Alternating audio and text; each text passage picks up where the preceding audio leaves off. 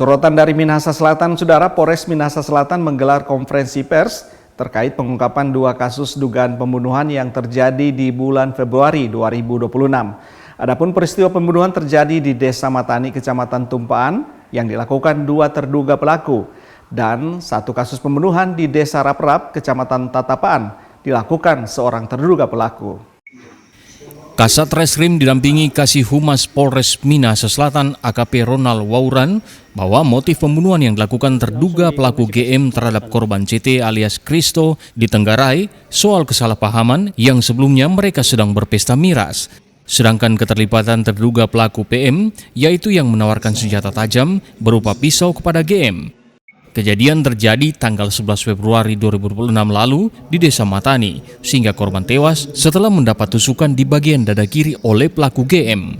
Sementara terduga pelaku JJ menghilangkan nyawa korbannya, FA alias Fandi, terjadi pada 16 Februari 2026 lalu di Desa Raprap dengan motif kecemburuan. Diduga adanya hubungan gelap korban dengan istri pelaku. Perlakuan pelaku JJ menikam sebanyak 3 kali tusukan di bagian tubuh korban dan akhirnya meninggal dunia. Terkait dengan kasus tindak pidana pembunuhan yang terjadi di tanggal 11 Februari 2026. Jadi ada 2 tersangka yang kita amankan, yaitu tersangka GM umur 18 tahun, kemudian yang kedua tersangka PM umur 19 tahun. Untuk tersangka GM kami kenakan pasal 459 KUHP di KUHP yang baru. Kemudian yang kedua pasal 458 ayat 1 KUHP. Yang ketiga pasal 466 ayat 3. Untuk tersangka PM kami terangkan pasal 21 ayat 1 huruf A.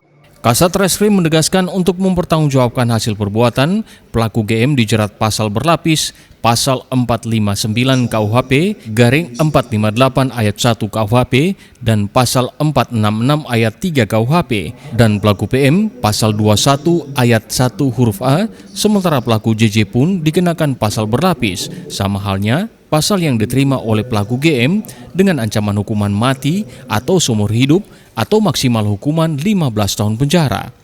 Dan untuk kedua perkara ini sudah memasuki tahap 1 ke Kejaksaan Negeri Minahasa Selatan dan Minahasa Tenggara.